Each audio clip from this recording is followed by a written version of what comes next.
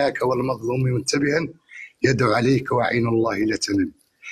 من كان في قتل أبي وأعمامي، من كان قتل في أهلي، من شرد أهلي، تعرف شنو شكوتي إلى الله. لأن لك أنت يا أخي أسعد تدافع عن المناطق اللي تقول لها أنت عنها مغربية، احنا نقول عنها صحراوية. أنا محترمك، خذ أي قرار في نفسك، ولكن كيف يعني؟ الذين يقاتلون بأنهم ظلموا. ايوه، احنا ظلمنا. اسمعني يا أخي سعد، أنا محترمك. من انتم؟ خليني اعرف من انتم عشان اعرف. نحن صحراويين أحرار، خلقنا أحرار في أرضنا، وجاءتنا مسيرة سوداء لتقتطف ثمرة الآخرين. احنا ضحى أهلنا ضد الإسبان. كيف يعقل بالمنطق يا أخي أسعد عن مسيرات تحرر الأوطان، لكن نبذل المقولة اللي ادعى عليها السياسي يلا نحرر فلسطين بالشعارات الغادي سعداتي. أنت لحظة، أنت الآن تتبنى فكر صحراوي ولا تعتبر نفسك مغربيا. ما هو فالي أنا مقاتل صحراوي ولن أكون مغربي. يعني أنت من البوليزاريو، يعني من الجبهة العربية الصحراوية الديمقراطية. اختصروها أنتم يا الاشتراكيين، عندكم شبهة ديمقراطية يسموها. يا أخي خليها بوليزاريو كذا نستطيع ننطقها. الله نخليها الجبهة، نخليها الجبهة. جبهة البوليزاريو. أوكي، هكذا أنتم. خليك معي. أنا كنت عندكم ورحت السمارة الذي قصفتموها أنتم، وكان عمل جبان، قتلتم إنسان بريء يعني ما له علاقة نهائيا. يا أخي شفت السراب. أنت مشيت في الصحراء، أنا ذكرتكم. تخيل فين ذكرتكم أنا. أنتم جماعة، اسمح لي طبعا، خلني أختلف معك بود ومحبة، ولن أزعلك أبدا. ما عدا الله. خلاص، سد لي المايك بس وأنا أعطيك. أنا ذكرت إبراهيم غالي وذكرت البوليزاريو هذا، وكنت أمشي في خط طنطان السمارة، خط طويل كذا ما شاء الله طويل، وكان في الأفق يبدو لي دائما السراب. شفت السراب الذي تشوفه في نهاية الخط الإزفلتي، هكذا سراب يحسبه الظمآن ماء. هذا أنتم البوليزاريو، هذه مطالبكم أنتم كبوليزاريو، دائما تلاحقوا السراب كلما اقتربتم منه انتهى. يا أخي أنا رأيت، يا أخي الذي رأيتهم في العيون منهم، الذي رأيتهم في بوجدور منهم، الذي رأيتهم أنا في الداخلة منهم. هم أبناء صحراويون، ولدوا ونشأوا ولهم جذور ولهم قبائل. لحظة، لا تفتح إلى أن أنا أعطيك الميكروفون. أنتم شذيتم، يعني الآن أبناء عمومتك المغاربة الصحراويون عايشين عيشة حتى رخيصة. يا جماعة تخيلوا، اكتشفت والله العظيم، أنا هذا المرة اكتشفتها، رخيص. يعني الحياة في الصحراء في العيون أسهل من مراكش. الإيجار رخيص، البترول رخيص، لهم امتيازات، لهم حاجات، يعني مدلعينكم دلع ما فوقه دلع. يعني احنا عادة نعبي السيارة ب800 درهم هنا داخل المغرب، هنا في وسط المغرب. في الأقاليم الجنوبية عبيتها ب600، نقص 200 درهم. أقول لعبد الواحد الذي معي، قلت له يا أخي ليش البترول رخيص؟ قال هكذا الصحراء فيها رخص عجيب، اللي تأخذه ب5 في الرباط تأخذه ب3 في الصحراء. صحراويون، أبناء صحراويون من جذور صحراوية، من التربة الصحراوية، عايشين داخل العيون. وأنا شفتهم يا أخي. أنت الآن تكلم واحد، أنا الآن أكملت رحلة استمرت 11 يوم. رحت قلميم، طنطان، السمارة، رحت الداخلة، رحت حتى القرقارات، ورأيت بقاياكم هناك ما خلف المعبر. شفت بقايا 2020 عندما تم تصفية ذلك المكان. لماذا يا أخي الصحراوي؟ والله العظيم أنني ذكرتكم وأنا في مهرجان المسيرة الخضراء بعد خطاب الملك محمد السادس. قلت أنا لا أتصور أن هناك بني آدم في المخيمات مطحون مذلول محتجز منذ 70 سنة يريد يحرر هؤلاء الذين في العيون والذي عايشين ومرتاحين وكذا.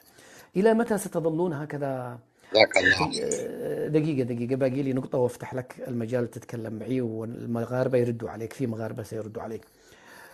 إلى متى ستظلون هكذا تستخدمكم الجزائر كورقة بئيسة، ورقة بائسة، ورقة سامحني رخيصة حتى؟ زعيمكم اسمه غالي، لكن القضية برمتها ليست غالية من حيث الأساس. ورقة جزائرية أنتم، ما في لا حتى الحكم الذاتي. تخيلوا، أنا أعرف رجالات الدولة في العيون، أعرفهم بالاسم وقابلتهم، من الوالي إلى اللي تحت إلى الحاكم، كل المراكز الحساسة في كل مدينة في الصحراء، لأنه العقلية المغربية وعقلية العقلية الملكية ومن يديرون هذا البلد يعرفون تركيبة المجتمع الصحراوي، هو تركيبة مختلفة. يعني من في الصحراء لا يشبهون من في كذا ولا يشبهون من في طنجة، يعرفون أن هناك تركيبة قبلية متماسكة، لذلك جعلوا من يحكمهم منهم. هذه ما كنت داري بها أنا، هذه من الأشياء التي استفدت أنا في هذا الرحلة، أنه كل زعيم والعامل والحاكم والمدير والمراكز القيادية، بل حتى العسكر الذين في مداخل المدن، كلهم من أبناء المدينة ومن أبناء الأقاليم الجنوبية. ما في واحد جابوه من كازا يحكم الصحراويون ولا من يعني فرضية الحكم الذاتي موجودة، واقعة علنا. ما في كازاوي ولا مراكشي ولا طنجاوي بيحكم الصحراوية المغاربة في الأقاليم الجنوبية. الأقاليم الجنوبية تحكم بأبناء الأقاليم أنفسهم. شكرا. ماذا تريدون يا نور الدين؟ الله ينور قلبك يا أخي، قل لي. جزاك الله خير. شوف يا اخي اسعد، انت قلت نقطه، زرت السماره ولقيت القصف. صراحه لا نرى بالعين الواحده، قتلوا ابرياء في المناطق المحرره وما كانوا هذاك على عمليه ارهابيه، تخطوا هذه النقطه. فين قتلوكم؟ فين شوف، قتلوا صحراويين، قتلوا موريتانيين. كن قل فين. المناطق المحرره. وين هذا المناطق المحررة؟ ما فيش حاجة اسمها مناطق محررة، أين هي؟ خلينا نتكلم. شوف، لا خلينا نكمل. أخي قل لي، أنا قدامي الخريطة، وين المناطق المحررة يا أخي؟ الله يرحم لك الوالدين. اسمعني، أقسم بالله عندي على التسعة فاهم عمل. غير نتكلم لك، اسمعني. أنت قلت سراب فعلا ما يحلم به النظام المغربي عنه سراب. شوف، شي أرض لا هواء ولا مطر ولا خضراء ولكنها وطن. النقطة الثالثة، الحكم الذاتي يعطى الأقليم متمرد، ونحن لم نكن مغاربة ولن نكن مغاربة، ومغربيتنا كما قال إبراهيم غالي بالفرس ما يخالقه. الشت معبر القرقرات اللي مشيت له انت خصوصا كانت المفتاح، هو الوحيد اللي يفتح لنا عمليه الرجوع للكفاح المسلح، واليوم الحقيقه هي الكفاح المسلح. عن يبقى تاريخ عن قيام الدوله الصحراويه حقيقه بالبندقيه، والله يقولوا كان شعب هون اراد الحياه فمات، واجيال تتلاقى عن كان شعب باي شيء وتربيته. تقول انت يعني عملاء الجزائر او صنيعه الجزائر. انت تعيش في المخيمات ولا في اسبانيا؟ انا حالا في اسبانيا ورجوعي للناحيه عادي. هذا المشكله. نتكلم لك سلام. انا شوف شوف، تعرف انا شكون؟ تعرف انا نقول لك شكون انا؟ انا مقاتل، انا صحراوي. المساله الثانيه نعطيك اخر نقطه. شت حتى قياده من قيادات الاركان، قائد جنرال ايوب مشى قاس المغرب ولن يغير في قيام الدوله الصحراويه مثقال ذره، ومشى مدير مخابرات ولم يغير في القضيه الوطنيه. صراحه شوف والله العظيم لما الشباب يا اخي اسعد. اسمعني يا نور الدين ارى انت بقب قال انه والله الجماعه بيسلخوك سلخ اللي نشارك معك ان شاء الله لقاء ثاني ونشوف. اشكرك. لا تذهب لا تهرب. خليك يا اخي، ما هربنا في المعارك، نهربوا في التيك توك. طيب اسمع والله تحياتي، واستدعك الذي لا تدع وداعه. ولا يقول لك شوف، لا يقول لك كلمه اسعد، لا تقول لك كلمه وتقعد لك في التاريخ. ومن صحراوي ليس لي كره مع المغاربه، اشهد بكلمه الحق عن مولانا ما لا يحاسبني عنك، عندي كره مع الشعب المغربي، امانه هذه الحقيقه.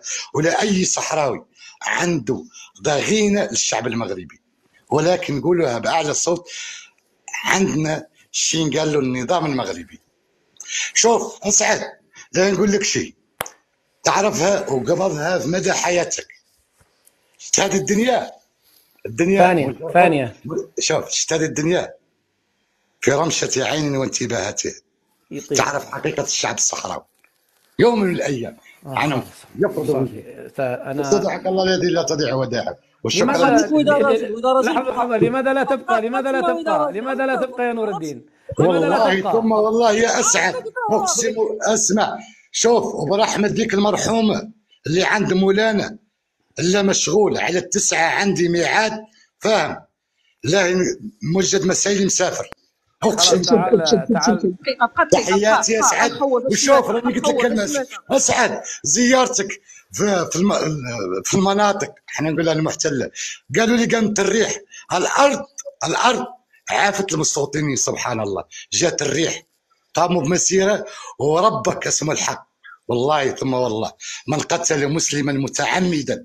شوف ما وهذا أي ريح الريح اللي قامت في العيون قالوا لي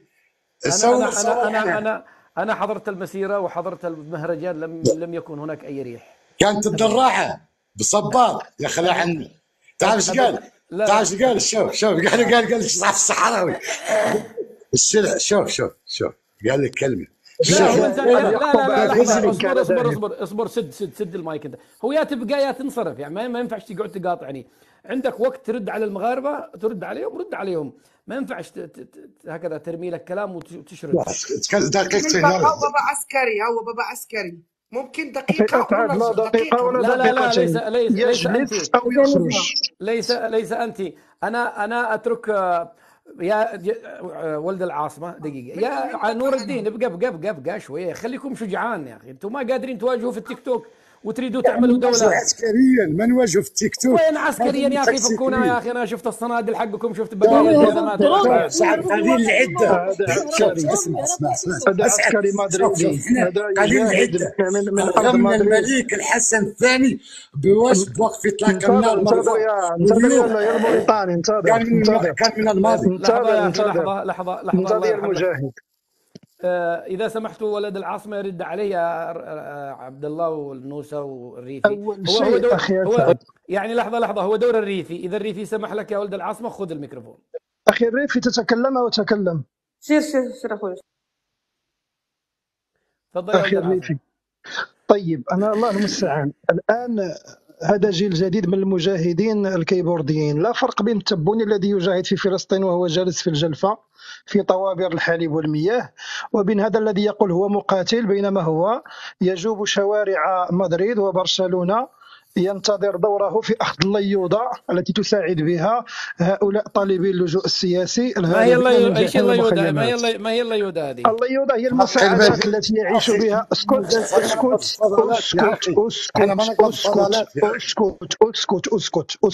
استمعنا لك فاستمع لنا. استمعنا لك فاستمع. اسكت. وانتظر دورك. يا نور الدين خليك يا نور الدين الجماعة استمع. تقول لي إذا سمحت نتقبلك بس جارحي هذا الدرجة يعني تستطيع أن تتحمل. سكتني يلا إذا سمحت. لحظة. يا نور الدين أنا أطلب منك أن تقفل الميكروفون. الله يرحم لك الوالدين لو سمحت. فوق الراس فوق العين. مرحبا. سد المايك. والله يا نور الدين أنا أقولها لك ولأمثالك من الهاربين من جحيم الحمادات، لو كنتم رجال فعلا لحاربتم من أجل بلادكم ولم تفروا خارجها، لكنت فعلا مقاتل صحراوي، لكنت الآن على الجبهات. المناطق التي تسميها أنت بمناطق محررة أنت وغيرك لا يجرؤون الدخول إليها بفضل الجيش المغربي. ادعاؤك بأن هناك مناطق محررة هذا كذب وهذا زيف. لا توجد مناطق محررة إلا في تندوف. نحن مستعدون أن نعترف لكم بجمهورية صحراوية في جنوب الجزائر تأخذون فيها الحكم الذاتي، وبعدها إن شاء الله تعودون للحكم داخل المغرب. أما الصحراء داخل وطننا المغرب فهذا حلم، تستطيع أن تحلم ما تريد وما تشاء، لكن أن تدعي بأنك مقاتل وأنت يعني تجوب الشوارع بين شقراوات إسبانيا فأعلم أن تضحك. على من تضحك؟ تقول بأن الجرجرات كان آخر مفتاح للعودة إلى حمل السلاح. ماذا فعلتم بعد حمل السلاح؟ الحمد لله، الجرجرات كانت ضربة قاضية لكم. استدرجكم المغرب لسد هذا المعبر وجلب التعاطف الدولي فأقفله عليكم ومنعكم الوصول إلى المحيط الأطلسي. نهايتكم كانت في أن المنطقة العازلة التي كانت تفصل المغرب عن موريتانيا تم محوها. من استفاد من هذا؟ القياديون يا أخي أسعد في البوليزاريو يقولون بأن ما فعله غالي في قضية الجرجرات هو خطأ تاريخي كلف البوليزاريو الشيء الكثير، لأنهم كانوا يتمتعون بالقدرة إلى الدخول هذه المنطقة العازلة والوصول حتى المحيط الأطلسي، حتى منطقة القويرة المغربية. الآن هو طيب ما يستطيع اوكي، يتكلم لحظة عن. لحظة نعم تفضل. لحظة لحظة ابقى. شوف يا نور الدين، سأعطيك الرد، بس شوف لحظة. أنا شفت حاجات في الأقاليم الجنوبية، كما قال كان يقول لي صاحبي ريكو، يعني شوف أنا إيش لمحت أنا وأنا يعني حاجات. شوف فوق الحفل واحنا نحتفل، ونحن في المظاهرة الاحتجاجية على الإرهاب والبوليزاريو. شوف ماذا كان يحلق في سماء المنطقة.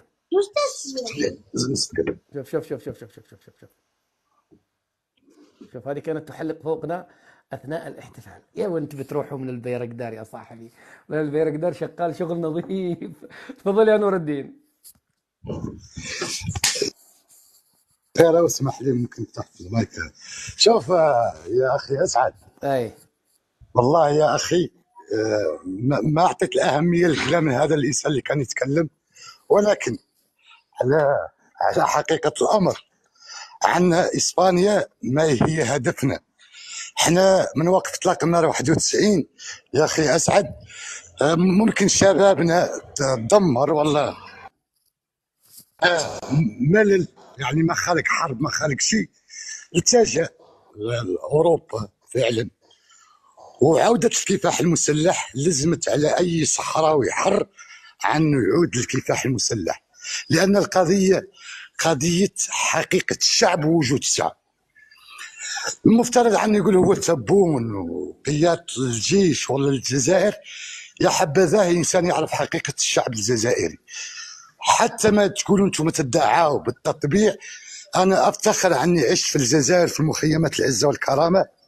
اعلنت الدوله الجزائريه بقيام رجالها عنها ضد التطبيع، وهذا يزيدني انا فخر كاني صحراوي. واعلنتها الخيانه للامه الاسلاميه. المساله طيب الثانيه ناكد عليها اخي اسعد، عن حتى الجيش الجزائري اللي تدربت فيه عنده شي عقيده عنها كلمه انت تدربت فيه نور الدين، انت تدربت في الجيش الجزائري. وين صار نور الدين؟ وين راح الصندل؟ أخطاء أسعد. ايوه شكله غلط. انا نور قلت لك الدين تدربت فاهم في الجزائر ونقولها ايوه طيب. علنيه، فاهم. انت غير احنا قضيتنا يا اسعد ليست في التيك توك، قضيتنا عن الدوله الصحراويه حقيقه لا رجع فيها. وحتى النظام الملكي اللي يدعى بين قوسين قوه راه يلجا الى حدث بوقف اطلاق النار. وقف اطلاق النار نقولها لك مقاتل، اي صحراوي قال بوقف اطلاق النار هذا نقولوا عنه ضد الشعب الصحراوي. طيب وقف اطلاق النار لحظة، هم لما دربوكم في الجزائر على ماذا دربوكم؟ يعني هو الفشل في هذاك متى شوف ذاك لحظة يا اخي، انا مانيش سبحت. انا قلت لك عن الجيش الجزائري، جيش الفخر الامه العربيه، أيوة. وعنده عقيده يا طيب. اخي. طيب شوف، انا ما دام كيفاش دربني والطريقه اللي دربت فيه. نعطيك طيب. طريقه شنو هي؟ هي واحد كيف ومتى واين، وهذا جاي النظام العلوي. نور الدين، إذا عرف السبب بطل العجب. أنا الآن عرفت لماذا أنتم فاشلون منذ 70 سنة. ويدربكم شنقريحة. انتوا تدري انتوا خريجية شنقريحة يا اخي والله ما تطلع لكم قايمة يا اخي صاحبي. شنقريح، اسمع نعطيك انا جواب على شنقريح. شنقريح شوف من مرتبه ملازم الى قائد الاركان. انا كيفاش واحد صغير السن وابن الملك عقيد يا اخي ما يعرف حتى قيمه حمل السلاح ومسألة الثانيه، احنا حتى في برلمانيين ولاد وزراء راهم امام تاع شنو في المواجهه العسكريه. منهم ابناء الباشا وابناء ما نعرف اسامي اللي يقولوا المغاربه وابناء طيب الوزراء يدفعون الشعب المغربي لانه مجرد ارقام. كم من سنه محكومين اسرى 4500 اسير، مجرد ارقام عند النظام الملكي. الشعب المغربي مجرد ارقام، اوكي يموت مليون لحظة مليونين لحظة. ثلاثه ما يهم. اوكي انا ما دام استودعك انك الله والله اللي شوف اخذتني ميعاد. اسالك بالله لا تمشي، اسالك بالله لا تروح. سالتك بالله يا اخي لا اسعد تذهب، لا تذهب يا اخي، اسالك بالله لا تذهب يا اخي. عندي مشاغل. يا اخي خليك اصبر، صل على النبي. كم يوميتك؟ اذا انت شغال انا ادفع لك اليوميه 100 يورو علي بس بقى. يا اخي اسمع انا مش تدفع لي. شوف هذا بؤس يا للاسف. لا علشان تاخذ اجازه، تاخذ اجازه وترتاح معنا. ملء السنابل تنحني تواضعا والفارغات رؤوسهن شوامخ. لا يا نور الدين انا كنت اريد اخر زمني تجيني انت يا اسعد تقول لي ادفع لك. ما عادي يا اخي، تدفع لي مال. اخوه بيننا شوف تدفع لي مال ولكن لا تدفع لي الكرامه والمبادئ. انا صحراوي حر، ابن حر وابن قبيله حره، فاهم؟ تجيني اخر ايامي انت من اي قبيله انت من بني سباع؟ انا من قبيله صحراوي وطني، ارض الله هواء. ما هي قبيلتك ولكنها ارض ولكنها وطن. ما اسم قبيلتك يا اخي؟ انا قبيلتي هي الصحراء الغربيه، فاهم؟ وعرسي يعني عرسي تخبي قبيلتك موريتانيا. انت تخبي قبيلتك صح لانه ما عندك قبيله يمكن. لا يا اسفي من انسان مثقف يجرح. ما يا اخي انت من اي قبيله انت؟ تنحدر الرقيبات، انت من الرقيبات يا اخي. الصحراء كلها قبائل. انت من الرقيبات ولا من بني سباع ولا منين؟ يا اخي كل القبائل هي قبائل صحراويه، القبيله جريمه. ما هي قبيلتك؟ ما هي قبيلتك؟ حدد الهويه. تعرف واش يقول لك اسعد؟ شوف يقول لك كلمه اقبضها بالله. سوف تبدو لكم الايام وما كنت جاهلا يا اهل الشعب المغربي اللي تظنوا عنا شعب قليل العده، ولكن عندنا عزيمه شنو؟ تحرير ارضنا ونمتسحوا على وجه الارض. هذا قرار. ما دام استودعك الله. اصبر قبل ما تودعني الله، اصبر اقول لك حاجه. شوف انتم ستظلون في هذه الشعارات تبتلعوا هواء. انتم كمن يكتب في الهواء، والله العظيم. 29 سنه من وقت اطلاق النار كنا حبيبي والله لو تجلس 100 سنه. يا اخي لو سمحت ما دام ان الذي دربك شنقريحه، فانا اقول لك والله انك صفر على الشمال، والله ما تحصل ولا حصل. مش عارف شنقريحه شكون؟ علي لابوان والسي الحواس والعربي بن المهيدي والامير عبد القادر رجال. تعرف شكون هو العربي بن المهيدي؟ اقرا عليه شكون هو علي لابوان. احنا ابناء شت الصحراويين. انا ولد علي لابوان، ولد السي الحواس، ها هم الرجال اللي ربينا معاهم. ولد من انت؟ علي لابوان السي الحواس. هذا ابوك؟ هذا اللي قريت تاريخه. انت قلت انك ولد من انت؟ يعمل تعرف بالمقصود بالتعبير عني. تعرف واش الاب الروحي يعني هذا في قلبي. هذا هو اللي نصوره وانا قدوتي في الحياه. علي لابوان. من هو هذا؟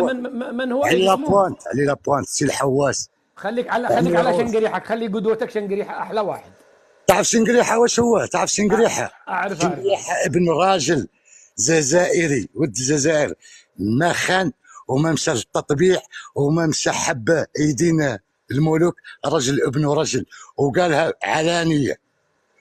ايوه لكن راح عند المستعمر الفرنسي وعطوه خوذه العماله. اسمع، وقيام الدوله الفلسطينيه قامت في الجزائر وكل الحركات قامت في الجزائر لانها دوله الرجال ودوله الحق ودوله الثوار ضحت طيب بالملايين. طيب، اما يعني اما النظام الان العلوي يختطف يا ثمره يا نور الاخرين. الدين، يا نور الدين، نور نستحروا الدين، وانا نور الدين، نور استودعك الدين، الله. يا تحيه. لحظة قد أنت قلت لي نستودعك الله 5 مرات، ما أدري أنت مستعجل ولا بتبقى معنا يعني خلاص مشى الأخ. أنا سأعطيكم أنتم الحاضرين الميكروفون، بس هو سيستمع إلى التسجيل هذا.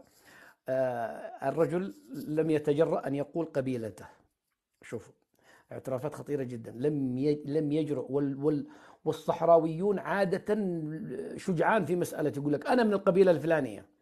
الرجل لم يقل قبيلته، وهذه علامة استفهام كبيرة، يا إما أنه موريتاني يا إما أنه من قبيلة ربما سمعتها سيئة أو شيء من هذا القبيل.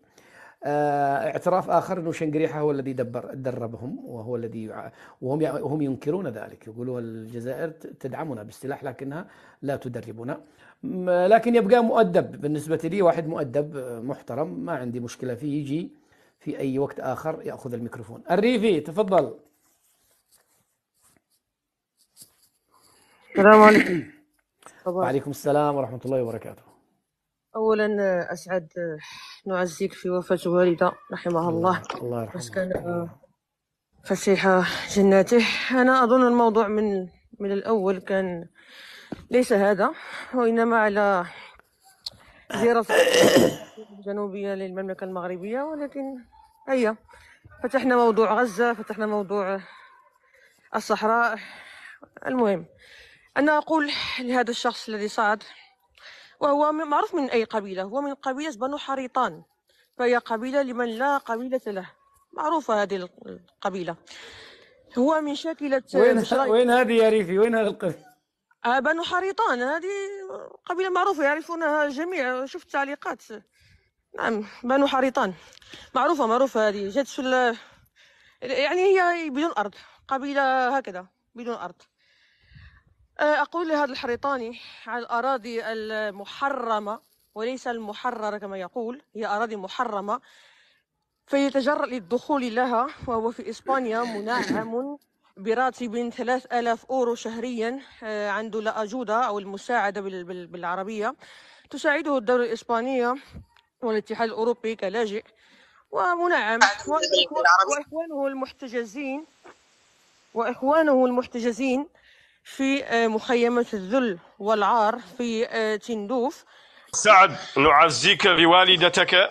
وذاك الراجل كان يتكلم معاك، ذاك جزائري ومن قبيلة الفقر ومقيم في مدينة تندوف، وعنده تواغ جزائريين وضيك راه في اسبانيا، وكان من الجلادين اللي يجلدوا الناس في المخيمات، وكان ما يسمى في الدرك، وكان يتلبس سكتول جزائري ولا يخفي لك راسه، وذاك السميه اللي قال ما يسميته راه مقيم في مدينه اسبانيا، يكرط ماطيشه فمه، ولا هو صحراوي ولا عنده علاقه بالاقاليم الجنوبيه، ذاك جزائري وعنده الجنسيه الجزائريه. ريفي دخول عنيف يا ريفي. لا، خلي السيد أحمد يتكلم. سيد أحمد. يا سعد نعزيك في والدتك، الله يرحمها ويتجاوز عنها، وراه تألمتنا وفاتها، ومن ذا المنبر هذا اللي يتكلم معاك عايش 2010 الى جهه قلميم مادنون، باب الصحراء اللي تخطيت منها ما عاد لك 3 ايام. أنا لا أسمع شيئا. يتكلم السيد أحمد. يا صاحبي لو سمحت يا سيدي أحمد، تسمعوني يا جماعة؟ سمعت بعد. صافي. انتظر شوية انت، أنا أحتاجك أنت، لأنه كلامك خطير، وبس خلي الأخ الريفي اللي تحت يكمل، وبعدين نسمعك أنت. قول لنا اللي عندك باعتبارك صحراوي. أنا حكمل دقيقة واحدة لأخلي سيدي أحمد لأنه له كلام جميل. المهم السيد هذا اللي يقول المناطق المحررة وهي المحرمة فيتجرأ الدخول لها، وفضحه الله والسيد أحمد يعرفه معرفة، فيتجرأ بالدخول إلى تلك المنطقة، فالبر يقدر له بالمرصاد. ثانيا المغرب سيمدد الجدار، هذا لا محالة. سيتم إقبار قضية الصحراء. كيف يمدد؟ يعني كيف يمدد؟ يعني سيمدد الجدار. كيف يمدد الجدار؟ سيمدد الجدار إلى وسيضم أراضيه المنطقة العازلة، سينهي المنطقة العازلة. لن توجد هناك منطقة عازلة. ايوه يعني لن يكون هناك منطقة عازلة بعد ذلك، باتفاق مع بعثة المينورسو وباتفاق مع الأمم المتحدة. هذا واقع، هذا واقع. نحن لنا الواقع وهم لهم الأحلام، فليحلموا. وهنا أقول للجزائر: مبروك عليك الجزائر، دولة تندوف تحشت ليك.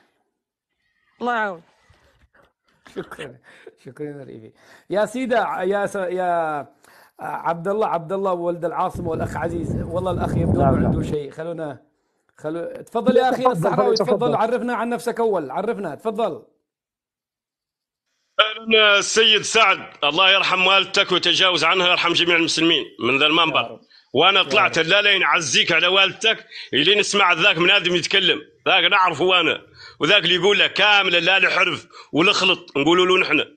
هذاك جزائري ومجنس جنسيه جزائريه وعنده داره في تندوف وداخل في الرحل ديال الجزائر، وواحد من قبيله الفغره، وكان في الدرك، كان جلاد، ولين مات عنده قيمه. ثم هما الجلاده يقيموا بهم شهر صباني عنهم مرضى يتداواو بهم في المجتمع، يخالفهم فما، واليوم يلعبوها عنهم مناضلين. ذاك ابيه وابوه شريحه، والله ابوك رايح هذاك اللي سماه هو، فهمت؟ ولا عنده علاقه بالاغاني الجنوبيه، وذا اللي يقول ما عنده علاقه. نحن نعرفوا الناس، هم يقدروا يكذبوا على الناس، غير نحن ما يقدروا يكذبوا علينا.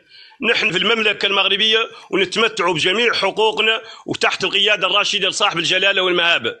ورانا كنت زقننت في الاقاليم الجنوبيه، واخر محطك القرقرات، شفت البنيه التحتيه، شفت مسائل ماشيه الى امام، شفت ناس تتكلم بحريه، تتجر تبيع، وذا هما محرومين منه. اما السيد اللي كان يتكلم معك ما عنده علاقه، ذاك جزائري وعنده الجنسيه الجزائريه. ونحن العائدين الى ارض الوطن اللي عندنا ما كانت عندنا كارت لاجئ ولا كانت عندنا جنسيه، مانعتنا الدوله الجزائريه حاصرنا ذاك المخيم في الرابوني مسجل ثم رابط من الرمل وتوف، ومريضنا نحن نقولوا ما عنده باس. وانا طلعت بخصوصا شفتك داير لايف لا نعزيك فالتك، غير يسمع ذاك بنادم ذاك عنده لا نفخ الحنوك، ما عنده زفته، لا تهرهم بليده تجي قابضوا، وذاك اللي يقول لا البار والخلط وبوش ريحه. والله بوك ريحه. نحن قاعدين في المملكه المغربيه وفي ترابنا ونبنوها ليلا ونهارا. طيب سيدة، أنت سمعتك تقول العائدين، أنت عائد من أين؟ أين كنت؟ في المخيمات ولا وين؟ أنا عايد، أنا خلاقة في المخيمات تندوف، وعايد إلى جهة قلميم وادنون باب الصحراء، أصلا من أهل جهة قلميم وادنون ومن أهل وادنون، وجيت عايد 2010 في شهر 7 لجهة قلميم وادنون، وجاي داخل المحبس، جايين هاربين من الجحيم وهاربين من الشين تبليت وبين مخزو، وهاربين من الروايات اللي ما عندها مستقبل لا قريب ولا بعيد، وهاينتنا حاقرتنا الجزائر وما سيتنا لا شي قالك قابض هاب العملاء اللي هذا اللي كان معك معدلهم متواقف في الجزائر، عاطيه لهم المشاريع، محضرتهم في الجمعيات وفي المجتمع المدني وفي وزاره الفلاحه، ينعطى لهم دعم مسماه هو وياسن مسميات فما يقولوا لك داخل الرحل. اما نحن اهل الساقيه الحمراء واهل وادنون والمقاريب اللي اصلهم احرار مقفول عليهم مخيم تندوف، ولا عندهم كنت لاجئ ولا عندنا جنسيه ولا عندنا مثلا طالبوا بها حقوق. طيب اذا سمحت لنا ندردش معك يعني في لايف مستقل عن اوضاع ماذا نسميهم، لاجئين، محتجزين، مخيمين، ايش ممكن نسميهم هذا اللي في تندوف يا اخي؟ ايش تسموهم انتم؟ قطعا يا الاخ سعد، انت زقننت وقست العالم كامل وشفت العالم كامل بعينك.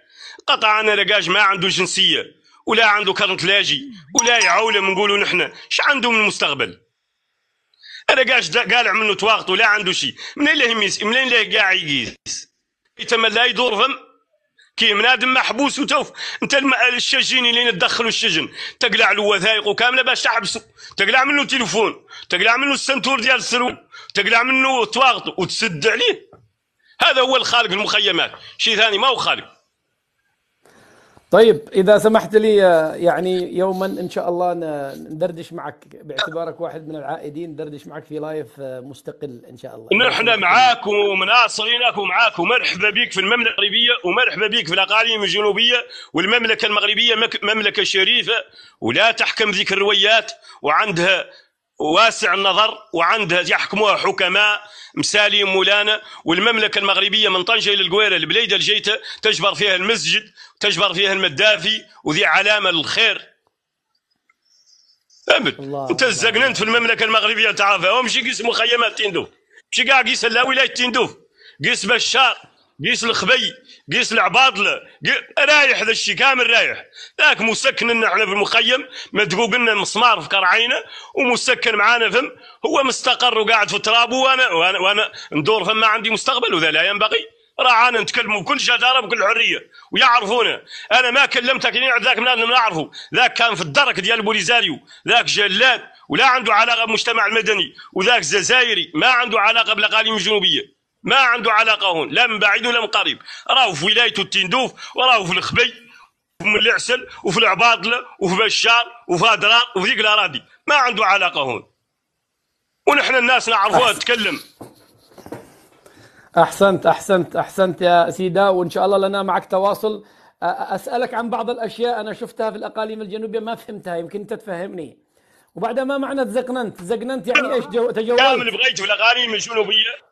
نحن الحمد لله في الأقاليم الجنوبية نتمتع بثقافتنا، ثقافة الحسنية، نتمتع بتقاليدنا، نتمتع بتراثنا، وذا فارضونا القانون المملكة المغربية. وهذا هو اللي ودلو الهواء والمسرحيات والتمثيل، ما اللي ودلو عندنا به خاية بما ما هو مالك مشي وشنقريحة والله شمبريحة، ما عندنا به علاقة. الله كلها الله يهديها لراسه ويهديها على همه، ويفتصلوا مع الناس ويوحلوا في همهم، ويوحلوا يبنوا بلدهم، ويوحلوا يطوروا بلدهم، ويخلونا من الرويات اللي ما هي طبيعيه. ولا يتعود ذاك اللي طامعين هما على يجي المحيط، والله ما يجوه ولا يشوفوه بعويناتهم. قولها لك انا، على المملكه المغربيه عندها رجال، مجتمع مدني صحيح، مجتمع متين، ما يقدش يزعزعوا في الدنيا. ما والله لا بذاك العسكر دنا احنا نمرقولهم ونكتفوهم كاملين نجيبوهم. وذاك المسرحيات يلودوا لحد ما هم. نحن اليوم الشعوب وعاد خضنا تجربه ما نقدر نتمو ماشي في المجهول. شنقريحه والله شمبريحه والله محمد سالم يا اخويا يعطي راسه العافيه ويهنينا ويتسع ويحمد الله ويشكره. المملكه المغربيه الحمد لله مملكه بناء، 48 سنه من العطاء، 48 سنه من البناء، 48 سنه من التحدي. نقولوها للشنقريحه ونقولوها للمنبريعه ونقولوها للعالم كامل. عن التحدي، المملكة المغربية طلعت على سكة البناء، سكة التحدي، سكة القوة، سكة الصمود، بالقيادة الراشدة لصاحب الجلالة والمهابة. عندنا قيادة ملكية مبصرة، عندنا ناس عقلاء في المغرب يصلتوا للناس، يصلتوا للحوار، يعطوك فرصة. هذوك الناس أحباس ما يعطوك فرصة كاع. إلا جاي تتكلم ينقال عنك مندس، وإلا جاي تنصح ينقال عنك مندس. أعطاو لك المغاربة، قالوا لك المغاربة. اللي يعطي شي الله، واللي يعز الله، واللي يقوي الله، واللي ينصر الله. الأخ يتكلم وأنا أفكر لماذا لا تظهر الأسود لهذا الشخص؟ لماذا لا تعطى أسد لهذا الأسد؟ هذا الأسد. ويتقدموا. نحن الحمد لله كافينا. يا شوف يا سعد، نحن جينا المملكة المغربية واعطاتنا الجنسية، وراعى ممتلكاتنا في المحاكم مقومة رسومنا وممتلكاتنا، ورافدين روسنا الفوق، ولا يقد شي زعزعنا. فهمت؟ راعانا في بوابة الصحراء، اللي دخلنا عرفوه، وذوك اللي عن طنجة جايين له نعرفوهم، وذاك اللي راح يجي من قبله والله يجي من الشرق.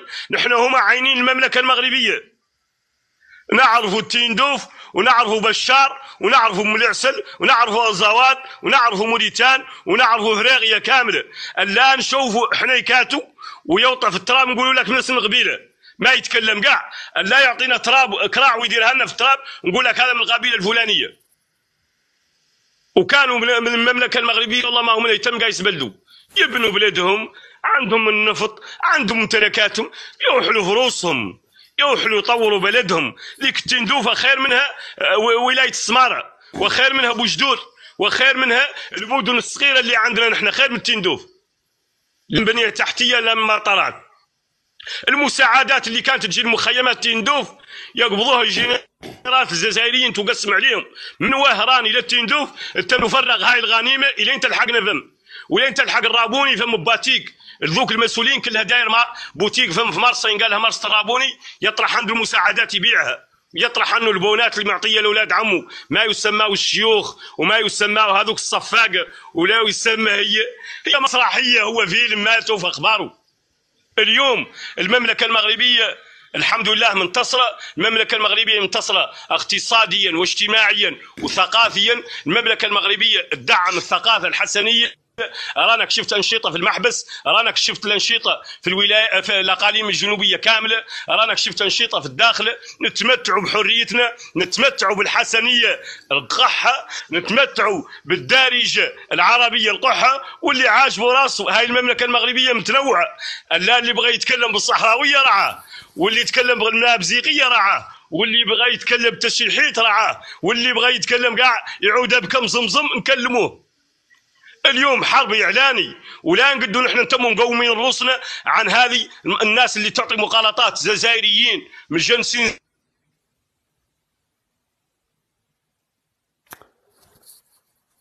اصل يا اخي ميكروفونك تقفل يا سيدة. الزراعه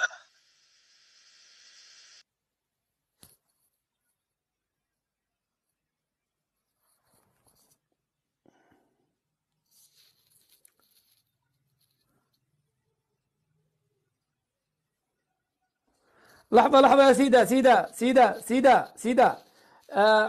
عندك مشكلة، الصوت لا يسمعونك الناس، أنا أسمعك لكنهم لا يسمعونك. أخي أسعد نسمعه، المشكلة أن عليه هم عايدين الليلين تعود. اسمع يا صاحبي، عليك الآن حملة قوية. دخلوا المحاربين الأحرار يا أخي. لحظة كمل. لا يتفضلوا يا نحن نعرفوهم، هم ضعيفين ما عندهم شيء. اللي بيعت المملكه المغربيه، اللي بيعت الشيوخ المغاربه اللي كانوا يبايعوا ساب يخلق بن شريحه والله بن كريحه اللي يقولوا هما ساب خلاقته. الناس مبايعه للمملكه المغربيه ومبايعه مع السلاطين، وعندنا وثائقنا يدقدقوا الحجار. نحن هما اهل الصحراء، نحن هما الناس اللي ياتنا نتكلموا، ياتنا نشمروا عن ذاتنا. الحقرة لا للغوضة، نعم للبناء، نعم للتنمية، نعم للتحدي. شنقريحة والله شنبريحة والله شنقص مقع، يعطي راسه العافية إلى عاد باغي. طيب يا اخواننا، كبسوا عدسوا للاخ، والله عليه بلاغات وانا اريده ان يبقى. خلوا يهدأ شويه، بس كبسوا له. يا شوف هذه علامه للضعف. اي رجال جله يقول الحقيقه، هذه هي سياستهم، هذه سياسه شنقريحه وسياسه الجزائر وسياسه عصابه البوليزاريو. اللي جله يقول الحق ينقال عنه ذا اللي يقول ما هو صحيح، ينقال عنه مريض، ينقال عنه كذا. هذه هي سياستهم خبيثه، سياسه ما هي خالقه قاع في بلد. اللي جله يتكلم يمرقوا منه الاصبع، نقولوا لهم نحن عنهم هم الممرق منهم الاصبع، نقولوا لهم نحن عن ما عندهم شيء، نقولوا لهم عن الجماعه اللي معاهم جماعه بوليزاريو نصها كان في الطنطان يبيع الماء ويبيع النعناع. محمد لمين ولد احمد كان يبيع النعناع هنا في الطنطان. بو عمامه يقولوا له هم صاحب الكربيطه، اللي الكربيطه اللي كانت تدير فيها المنح الدوليه كانت تجي في الكربيطه، وراه مقيم في التندوف. القوم كامله منطلقه هون، كانت تقرا في المدارس المملكه المغربيه، كانوا منخرطين في الاحزاب المملكه المغربيه. دائما يخلق اختلاف سياسي، اي رقاش يهرب به بعيد. الناس مشات من هون ماشيه على الاستعمار الاسباني. انا اهلي مؤسسين من البوليزاريو في دار الزويرات، في دارنا في الزويرات، والدي ابوك وجاوا الوالدي وقالوا له عنهم بهم اسبانيا. والدي انا نتكلم معك، جاوا خوته جات عائلتنا وقالوا عن بهم اسبانيا، دعمتهم الناس مشات معاهم. اليوم الى المشروعات قابطوا مده ثانيه، قابطوا الجزائر وقابطوا ليبيا سابقها. الناس اكتشفت الحقيقه ورجعت لتروباتها، ولا لا حد كاذب عليها ولا قد يكذب عليها. هذو الناس ما عندهم شيء، عندنا وثائق رعاهم. اهلنا مبايعين، ما فات قاع خلق شنقريحه، ولا فات خلق تبون، ولا فات خلق مبون، وهذا كامل مصنوع ومعدل. ايوا نحن نحن الجيال ما نقدروا نتموا ماشيين في المجهول، ولا نقدروا نتموا ماشيين في مارو ولدواه. هما يحانوا مارو ولدواه، مارو ما يطيب، كاع نوع من مارو ما يطيب. راهم هما يعرفوه. اللال منهم تكلم له قول له كان مارو ولد دواه طابه، راهو يعرفوا مارو قط دع منا، جانا في المخيمات ما يطيب كاع، ظل قاعد تحت البوطه تنثغب الجميله ما طاب مارو. والله الكيكوطات ولا تكلموا لا قول لهم كيكوطات اللي اعطاتكم النصرانيه اللي وقسموا على عائلات ما يسمى بعائلات الشهداء، واللي ما كتلوا له الزمن كتلوه ذو كيكوطات، لا تتفجر على مده وتمشي بيهم كاملين. لله درك يا رجل. والله كلام صحراوي لذيذ حتى لا يمل. انا لو اتركك للصبح تتكلم ما عندي مشكله والله العظيم. نحن معاك يا سعد ومدعمينك، واللي ما تعرف نعرفوه نحن. الليلين يجيب يقول لهم كيكوطات اللي يقسموا على واحدين فم وراه قبضهم. هذا صاحب التلفوف. يا سيدي انت في اي اقليم؟ اين تعيش؟ انا في جهه قلميم مادنون، ولين تجي مرحبا بك وسهله يا اخي. انا والله لو دريت بك قسما بالله انا امس في قلميم والله العظيم كنت مريت عليك. تخطيت نهارك ذا الراعي فيك، انت خطيت معاك قافله وبتاتكم تخطيت وانا شفتكم عند الباب. يا اسفا يا اسفا، كنا المفروض يا اخي نقعد معك قعده كذا مرحبا وسهلا لين تجيني تجي ونقعدك في خيمه من الشعر ومستراحين هون، والعام طويل على الله يربح، ذاك ربحهم هما مات له خالق. طيب يا سيد احمد، انا قاعد اقول لك سيده، انا راجع بعد شهر، انا عندي بحث استقصائي عن القبائل الصحراويه. القبائل الين تجي يا سعد، الين تجي يجيبك مولانا نعطيك انا الوثائق عن القبائل الصحراويه، نجيبك لدار اهلي، دار اهل بيروك في جهه قلميم مادنون، اخطب منها محمد الخامس، تعرفها الناس كامله، نعطيك الوثائق اللي عند الامم المتحده اللي تفاوضوا بهم، هم وثائق وادنون واهل وادنون. العيون ما كانت خالقه، كان خالق وادنون والشواطئ، مراسله في الشواطئ، في الطرفايه، في الشاطئ، في الداخل، الشواطئ هي اللي كانت خالقه، والعاصمه هي وادنون هي اللي كانت خالقه، وهي اللي تمشي منها التجاره، وتمشي منها تجاره شور مالي، شور السنغال، شور افريقيا، شور موريتان. هذا هو التاريخ، وذا التاريخ شاكين وما عنده لا يمحيه. شنقريحه هذا من ادم اللي ما هو واعي قاعد عشاه، لا يصنع عندنا نحن تاريخ ما هو خالق. لا ينبغي. ناس عندها تاريخ، عندها وثائق. طيب ما دام انك ملم بهذا الامور، زودني برقم تليفون بس اتواصل معك ان شاء الله بعد اللايف. موجوده، البيعات موجوده، كل شيء موجود. القبائل الصحراويه اللي كان في الاقاليم الجنوبيه اصلا هي قبيله تيت مسوعلي، انا واحد منها، وتذكر عن كانت معاها قبيله ينقال لها سلام، عندها اسم ثاني، وقبائل اهل الصحراء كاملين كانوا مبايعين للسلاطين، عندهم بيعه شرعيه. لا اقليم الداخله وادي الذهب، لا اقليم العيون قبائله، لا السماره المدينه العلميه. هم السماره راهي مدينه علميه كان فيها العلم، كانوا يتخرجوا منها العلماء، هذا معروف. طيب ابقى معي يا سيد احمد، ابقى معي دقيقه لو سمحت. خليني اخذ الاخ عبد الله، ثم الاخ ولد العاصمه، ثم عزيز، ثم هذا الاخ ماركو. تفضل يا السلام عليكم. السلام عليكم اسعد. يا سلام عليك يا سيد احمد، يا سلام عليك والله العلي العظيم. هذا ليس مجرد راي من مغربي، هذا تكلم بحق، حق مغربي بحقيقه. وين الاسود يا عبد الله؟ والله ما شفنا اسد نزل على الرجل. والله تكلم بالحق. انا ساسميه الحق المغربي هذا. وسبحان الله هذه المنصه وكانها مهداة للمواهب المغربيه. يعني ما سمعنا شخصا يتكلم بهذه الفصاحة وبهذه الحرقة. ايش سميتها انت؟ الحق المغربي. والله خلاص يا سيد احمد، النيك نيم لقبك في التيك توك الحق المغربي، غيره بعد ان تخرج، سمي نفسك كذا الحق المغربي. روعة، اسم قوي.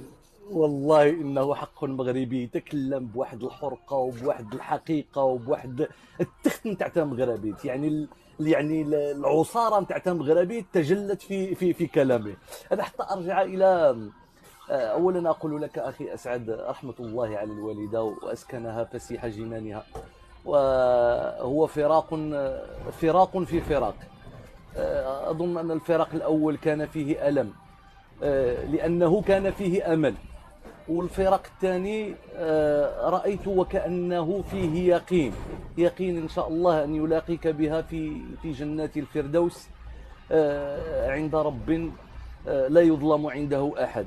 وغريب الصدف أن هذا الحق، هذا اليقين، هذا الشعور، هذا الفراق الثاني اللي هو فراق اليقين وفي فراق الفرحة في حقيقة الأمر، نشأ في بلدك الثاني اللي هو المغرب. ورأيت علامة أخرى، في الحقيقة أنا من الناس الذين يؤمنون بالكرامات الإلهية، بالرسائل الإلهية. رأيت ذلك الطفل يا أسعد، هذاك تقيشرة، ورأيت فيه بحال شي، شتو والله العظيم يا أسعد إلا شتو بحال شي بشرى في ذاك اليوم هذاك بالضبط.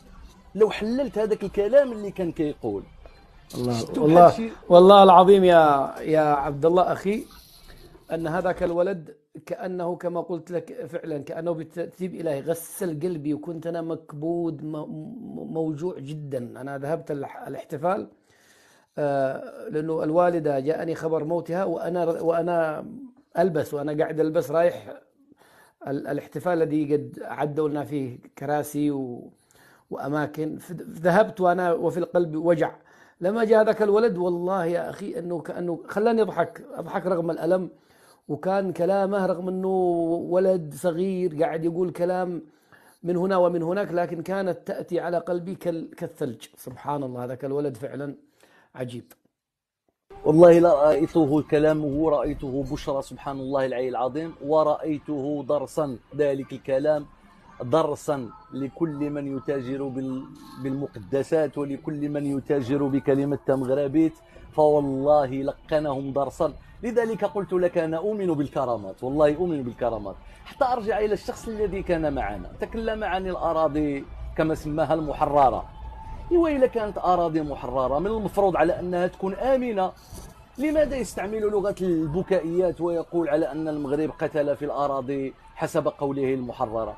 إذا كانت محررة فعلا يجب أن تكون آمنة. أنا أرى على أن هؤلاء المغاربة الذين يؤمنون بالبوليزاريو وأغلبهم من الملحدين، والله لا أفرقهم عن المشروع الصهيوني. هناك مشروع صهيوني يسمى البوليزاريو، ومشروع صهيوني يسمى أو ينطق به بعض المغاربة المتصهينين، فهؤلاء وهؤلاء سواء بالنسبة لي.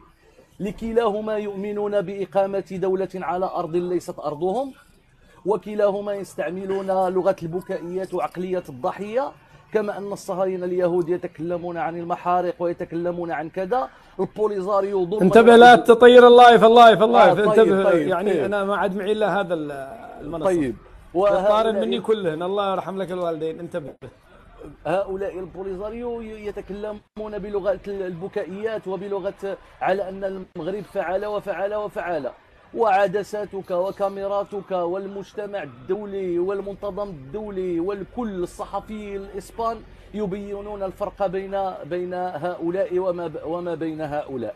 وبالتالي أقول حتى لا أطيل على أن الحق يظهر بالرجال، الحق يظهر بالرجال، والرجال مواقف. فكل من هو ثابت على مواقفه، وكل من هو متشبع بقيم مغربيت كسيد أحمد الذي سمعناه اليوم، ويا لها من ملاقاة، ويا لها من صدفة، والله العلي العظيم. هكذا يظهر الحق. ولذلك أقول لسيد أحمد والله إنك أنت الحق المغربي. سيدي أحمد إذا لنا خاطر عنده يعتمد الاسم الذي أنت أطلقته عليه، الحق المغربي، اسم في منتهى القوة. إذا الأخ سيد يتنازل لنا ويعني نعتمد هذا الاسم إن شاء الله ويغيره ويسمه يبقى اسمه كذا الحق المغربي، وبجانبه العلم المغربي صافي، يبقى اسم منصة ضخمة جدا يعني في المستقبل. الله يحفظك عبد الله. شكرا. ولد العاصمة. والله يا أخي أسعد، الإنسان يستحي أن يتدخل بعد مداخلة الأخ سيدي أحمد. الإنسان يستحي. لا تدخل، هو تدخل باللهجة الصحراوية الحسانية تقريبا، أنت تدخلوا بلهجتكم أنتم يعني. يا أخي والله عنده لهجة قوية جدا وعنده صدق في الكلام. الرجل صراحة الإنسان يتمنى أن لا يتوقف عن الحديث. سبحان الله، الإنسان الصادق دائما تشعر في صدقه يعني في كلامه، في طريقة كلامه. وأخي أسعد، بالله عليك نريد يعني هكذا لقاءات مع الأخ سيدي أحمد. الأخ عاش في المخيمات، ونريد منه أن يفضح لنا جرائم البوليزاريو الذين يرتكبون أفظع الجرائم في حق إخواننا المحتجزين في تلك البقعة. أخي أسعد، نريد يا ريت حلقات. يا ريت أنا سأنسق معه على لايف غدا نضرب الحديد وهو حامي.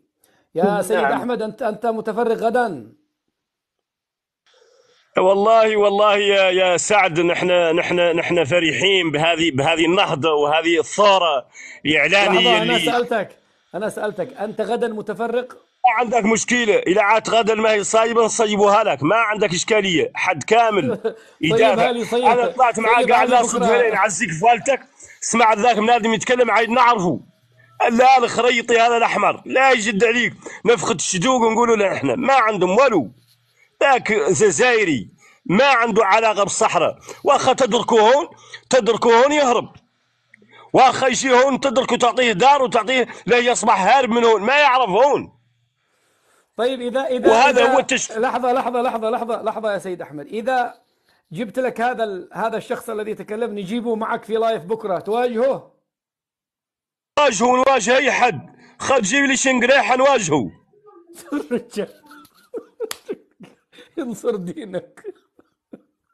نلعبوا. احنا شاك عنه ما شاك عنه نلعبوا هون. اللعب ما هو خالق. تجيب تبون نصدد لك راسه مقافي. غير النقاش، هم راهم النقاش ما يعرفوه. النقاش يعود بروح رياضيه واللي عنده شي يقولوا. اما اشرم مطرح ذاك الايام اللي ما هو في المستوى هو اللي يعرفوه هما. دائما الانسان اللي ما عنده شيء يطيح المستوى ضعيف، وانت كذا وانت يحرق بياك وانت. هذا كلام ناس ما هي مسؤوله، ناس ما هي. خلاص. اذا انت غدا هذا اعلان لكم كلكم الذين في هذا. ساكون في الرباط، لكن ان شاء الله سافرغ للاخ هذا ساعتين نعم تكون كافيه للأخ هذا الصحراوي الذي سنسميه احنا الحق المغربي. أنا عجبني الاسم جدا. وهذا كعز الدين الذي يدعي أنه صحراوي من البوليزاريو، ندعوه أيضا إن كان لديه الشجاعة أن يأتي. أنا قاعد لا ناس يسموا ما اسمه عز الدين، راهم هم يغيروا أساميهم. هم راهي خالعتهم الجزائر يغيروا أساميهم إذا عندهم كامل ما هو واضح، والأسامي مستعارة. نور الدين اسمه نور الدين. ما في بيعز الدين ما هو اسمه. يمكن المشكلة أنه لا نور ولا دين، ما في يعني الاسم حتى غلط. سبحان الله. شكرا لك يا سيد أحمد، وأنت فقط راسلني على الخاص أحدد لك الوقت. وأنتم إخوان الكرام ما أقدر أحدد الوقت لأنه أنا ما زلت على سفر. أنا عندما أرى الفرصة ملائمة أدخل على طول. ولد العاصمة الأخ قاطعك، أكمل حديثك. كما قلت أخي أسعد، من الأشياء المهمة جدا التي نتمنى أن نراها الآن في منصات تيك توك هي فضح جرائم البوليزاريو في مخيمات الحمادة. وربما أخونا سيد أحمد من أفضل الناس القادرين على فضح القوم وفضح مخططاتهم وطريقة تعاملهم وعنصريتهم تجاه الصحراويين أنفسهم. أخي أسعد، لا بد من فضح هذا النظام القبلي المقيت الذي تعتمده البوليزاريو وقيادتها في معاملتها لأبناء الصحراء قبل غيرهم. فلذلك أخي أسعد لابد إن شاء الله تكون لايفات مع الأخ سيد أحمد ومع أي صحراوي حر. اسمه سيد أحمد، بس من الآن بنسميه الحق المغربي إن شاء الله. سيد هو بس رابط الاسم في الألف، هو الألف ديال أحمد وليس سيدة. إذا أخونا الحق المغربي، لأن صراحة نتعلم من أمثال هؤلاء العائدين من المخيمات لأن لديهم خبرة ومعرفة في أمور كثيرة جدا. اكتبوا يا شباب في التعليق الحق المغربي تأييدا للأخ هذا. فلا بد أخونا الحق المغربي أننا نطالب الأخ المحترم من هذا المنبر نحيي الزعيم والبطل الحسن الثاني رحمة الله عليه، اللي يفتح الوطن غفور الرحيم، اللي يعطى أمل، يستثمر في البشر ويستثمر في الإنسان. اليوم راعى ثمرته. 48 سنة من البناء، نحن زر البناء، زر التنمية، زر الصمود. الله يرحمه إن شاء الله ويتجاوز عنه ويرزق الله إن شاء الله الرحمة والغفران وجنة الرضوان. شكرا ولد العاصمة. طيب مع السلامة أخي سعد، خلي الدور للإخوة. بارك الله فيك. أنا مضطر أنهي اللايف بعد عزيز، يعني أخي عزيز خذ دقيقتين. نعم شكرا، تحياتي لك. السلام عليكم. نعم السلام عليكم جميعين. عظم الله أجرك في الوالد، الله يرحمها مسكينة. كيف أنك من الجيل ديال الستينات ولا السبعينات، جيل في الجنة إن شاء الله. كيف كتعرف حياة بسيطة وكانت إمكانيات متواضعة، مهد ديالنا إن شاء الله الجنة. بالنسبة أريد أشكرك أخي أسعد على التغطية الإعلامية، وصلتنا صور جميلة، وصلت الميدان المغربية، وصلتنا واحد الصورة كنتي في واحد الانترفيو وكانوا أفراد الشرطة بالجانب ديالك، وصلنا واحد الفيديو ديال واحد الطفل تقشيرة أعتقد، كان شيء جميل. شكرا أخويا أسعد، شكرا والله. بالنسبة للبوليزاريو، والله أتساءل أخي أسعد، 50,000 من الجبهة بغاو بلد يعادل مساحة إنجلترا، بغاوها من قلميم حتى القويرة. اوبسيون كانت ديال الاستفتاء ديال الحسن الثاني الله يرحمه، كانت زوير، كان يعني تم رفض الاستفتاء. دابا كاين باين اللي هي الحكم الذاتي، ما بغاوش. والله الا كاين مثل شعبي كيقول اللي ما رضى بخبزه يرضى بنصها. والله الا ما بغاوش الحكم الذاتي والله يجب توطينهم في ليبيريا كما فعلت الولايات المتحده الامريكيه بالسود الافارقه. والله كاين مشاريع عملاقه غادا. سمعنا الخطاب الملكي ديال المشروع الاستراتيجي ديال المحيط الاطلسي، واللي تر انتباهي انه تحت الامر ديال الدول الصديقه اللي كيقصد بها الدول الغربيه ودول الخليج وزيدهم الصين. يعني كاين ماشي فاش كنقولوا الولايات المتحده تعالي تستثمري في المحيط الاطلسي، المتحده باش تصيد الحوت، يعني غتجي باش تنقب على البترول والغاز، حيت كاينه ثروه هائله. والله الا كاينه فرصه تاريخيه للصحراوه يرجعوا لبلادهم الاولى، ان شاء الله غتكون في الصحراء. وكنقولها حتى المغاربه، كاين واحد تفضل نقول المغاربه كاين واحد النقاش كيدور، والله ماشي الوقت المناسب. علاش؟ كاين فرصه تاريخيه ديال كاس العالم، كاين فرصه تاريخيه ديال الصحراء. انا اعتقد الوقت ديال العمل ثم العمل ثم العمل. غادي نختم اخويا اسعد، انا الملك ديالنا كيملك الحصانه الاسلاميه ان صح التعبير انه يدير علاقات مع اسرائيل، وكنعتقد ان عنده توكل التتبيع. علاش؟ لان كاينه دول اسلاميه كتحرشنا وكتعتدي علينا. اختي بهذا وشكرا خويا اسعد. شكرا لك اخي عزيز، شكرا. ادري من ولد العاصمه، الاخ الحق المغربي كلكم الاخوه. انا اسف الوقت ادركني، وسنستعيد النشاط من جديد ان شاء الله، وسنتواجد في بعض اللايفات التي نضمن فيها سقف الحريه، سنتواجد فيها باذن الله. احييكم واتمنى من الاخ الكريم سيد احمد من الصحراء يراسلني في الخاص حتى ننسق للايف غدا ان شاء الله. استودعكم الله الذي لا تضيع ودائعه. شكرا لكم على التعازي، شكرا على الوقفه الطيبه منكم، والى اللقاء في امان الله.